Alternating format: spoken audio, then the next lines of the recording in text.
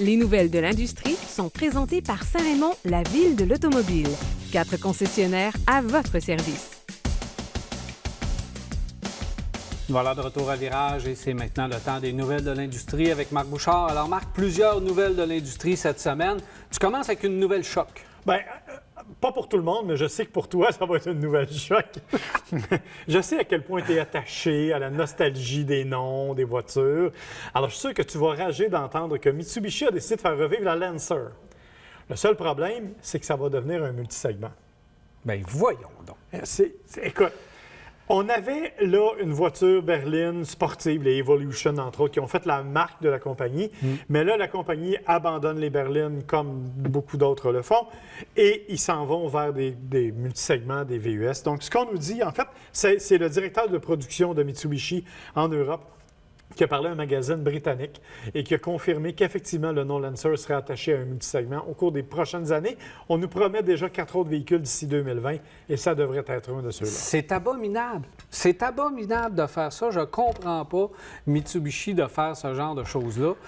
On brûle des noms qu'on pourrait réutiliser dans le futur. Oui, la mode est au sport utilitaire, multisegment. Je comprends ça maintenant.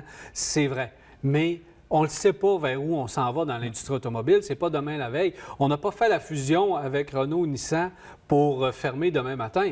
On va continuer à produire des véhicules, puis on ne sait pas où on s'en va. Donc, de brûler des noms avec des sports utilitaires, puis l'Eclipse avec aussi un sport utilitaire, alors qu'on pourrait prendre n'importe quel nom, c'est pas compliqué de sortir un nom. On utilise un nom populaire en espérant faire... Ça, c'est de la gestion court terme. Oui, pour moi, là, c'est de la gestion court terme. On a un nom populaire qui a eu du succès, on va le réutiliser tout de suite en espérant avoir du succès, alors qu'on pourrait lancer un nouveau produit, parce que c'est le cas, et garder le nom, parce que là, maintenant, on va avoir accès aux plateformes de chez Nissan Renault, la plateforme de l'Altima, la plateforme de la Sentra. On pourrait ressortir une nouvelle compacte, puis utiliser le nom et faire revivre le nom Lancer. En tout cas, je leur souhaite. C'est sûr que ça n'enlève rien au véhicule. On va attendre de voir le véhicule. L'Eclipse Cross m'a jeté à terre tellement qu'il va bien, puis il est beau, puis tout est correct. Sauf qu'au niveau des noms, il manque d'originalité et c'est de la gestion court terme. Je suis d'accord avec toi, mais je savais que ça te ferait réagir. Ça m'a fait plaisir, ça vient me chercher ce genre de choses. Non, mais je suis d'accord avec toi. C'est effectivement de gaspiller un nom d'un produit qui a fait la renommée de la compagnie. Je comprends qu'on veut s'en servir comme élément marketing, mais on aurait pu trouver d'autres façons de le faire. Je suis tout à fait d'accord avec toi, mais il fallait que je t'en parle. Mais là, je vais te calmer un peu. Je vais te donner mon prochain cadeau de Noël. C'est en fait que je veux que tu me fasses. C'est tout frais. Ça a sorti il y a quelques jours. C'est Rolls-Royce qui a enfin lancé son multisegment, le Cullinan. Écoute, comme on le voit, c'est une grosse bête. C'est magnifique. 571 chevaux, c'est un V12 Twin Turbo de 6,75 litres. Tu imagines la consommation, bien sûr. 4 roues motrices. Tout là-dedans est absolument... Démesuré. Démesuré. Je veux dire, en fait, ce qu'on dit, c'est que 80 du véhicule est ce qu'on appelle Bespoke. Bespoke, c'est le programme de personnalisation de Rolls-Royce. Donc, quand tu vas acheter cette voiture-là, à 80 c'est toi qui vas la dessiner au niveau des tissus, des boiseries, de tout ce que tu voudras. Ça n'a aucun sens et ce n'est fabriqué que sur mesure. Alors, tu devrais commander le mien tout de suite si tu veux me le donner à Noël. Non, mais tu sais, un gosse place. On n'a pas encore parlé du prix canadien, cependant, sauf que je pense que tu es mieux de casser ton cochon, là. Alors, écoute, c'est Ça me fait rire de le voir sur du gravier comme ça, parce que je suis pas certain qu'il y a un des véhicules qui va se ramasser sur du gravier à près d'un demi-million de dollars avec tous les équipements. Là, il va en avoir 3 qui vont participer au lancement média. Ça va être les 3 seuls qui vont jamais aller en route. Mais tu sais, ça va peser 10 tonnes. En fait, on parle d'à peu près 5500 livres. C'est pas, il y a un moteur pour le propulser.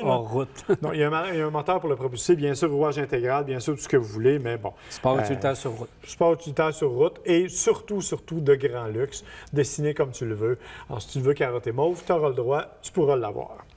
Dans la série des moins bonnes nouvelles, on parlait des berlines qui se terminent. C'est le cas de la Cadillac ATS. Qui ne sera plus disponible en version berline dès l'an prochain. On va conserver la version coupée, cependant, pour le moment. On n'a pas annoncé si à long terme elle était pour demeurer dans l'inventaire, dans la famille, mais la berline disparaît. Il faut dire que les ventes de la berline étaient à peu près 10 de celles de la coupée. Bien sûr, c'est un petit véhicule, un petit format. C'est trop près de la CTS. Exactement. Alors, les gens, tant qu'à prendre la ATS. On s'en allait directement vers la CTS, mais la coupée, évidemment, garde C'est sa ça. place. Et là, on estime, il y a la CT6 qui, elle, demeure et le fer de lance de la compagnie. On pense qu'il y aura une CT4 au cours des prochains mois. Donc, on verra ce que ça va donner. L'autre véhicule, écoute, on sait qu'en 2019, les Chinois, GAC Motors, a décidé d'arriver en Amérique, notamment aux États-Unis, avec un véhicule. Le premier véhicule qui devrait arriver en Amérique, c'est celui qu'on vous présente à l'écran. Là. Ça s'appelle le Trumpchi GS8. Oui, vous avez bien entendu, c'est le Trumpchi GS8. C'est, vous l'avez compris, un véhicule utilitaire sport. Oui, je sais. Les Américains comprendront Hey, pas. dans les noms, là. Oui, Hein? mais c'est chinois, là. Ça veut peut-être dire quelque chose d'intelligent en chinois. Mais non, c'est sûr que non. On le sait pas Mais vraiment. comme tu dis, c'est le premier véhicule qui va être disponible en Amérique du Nord, Exact. chinois 100 donc GAC est une compagnie quand même intéressante. Oui, Côté et c'est- marketing, c'est pas fou. C'est pas fou. Et du côté du prix, on ne connaît pas le prix américain, mais actuellement, en Europe, pas en Europe, mais en Chine, c'est vendu 25 000 US, ce véhicule-là. C'est vraiment pas cher pour un utilitaire sport. Grand format quand même. On parle de 4,8 mètres de long, 7 passagers. C'est vraiment bien en bas du prix de ce qu'on retrouve actuellement aux États-Unis. Alors, je ne sais pas. Mais on dit que ça va arriver en 2019, donc on verra ce que ça va donner. Alors voilà, merci Marc. Ça fait plaisir, mon cher. Alors on s'arrête à Virage, on s'en va rejoindre Jean Guiroy et on revient.